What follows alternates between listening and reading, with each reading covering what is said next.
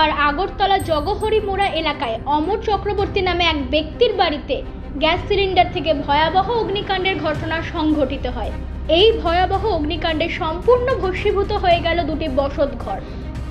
ঘটনার খবর পেয়ে আগরতলা মহারাজগঞ্জ বাজার অগ্নি নির্বাপক দপ্তর থেকে অগ্নি নির্বাপক দপ্তরে একটি গাড়ি গিয়ে আগুন নিয়ন্ত্রণে আনতে না পারায় পরবর্তী সময় অগ্নি নির্বাপক দপ্তরের আরেকটি গাড়ি গিয়ে দীর্ঘ প্রচেষ্টার পর আগুন নিয়ন্ত্রণে আনতে সক্ষম হয়।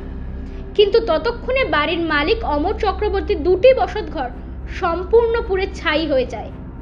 ক্ষয়ক্ষতির পরিমাণ আনুমানিক লক্ষাধিক টাকার উপর হবে বলেই জানা গিয়েছে। এই অগ্নিকাণ্ডের ঘটনাকে ঘিরে গোটা এলাকায় তীব্র আতঙ্ক বিরাজ করছে। কিভাবে লাগছে? সিলিন্ডার জ্বালানো, চুলা জ্বালানো ঠিক হয়েছে। ঠিক করে পারতেছি না, আমি তো ঘরে আসতাম না, আমরা কি আসতাম না, বাবা আসতাম না, আমি আসতাম। কয়টা সিলিন্ডার কি ব্রাস্ট হয়েছে? একটা ব্রাস্ট হয়েছে। ত্রিপুরা থেকে বিক্রম কর্মকারের report, U Bangla TV. U Bangla TV হৃদয় ছুঁয়ে যায়।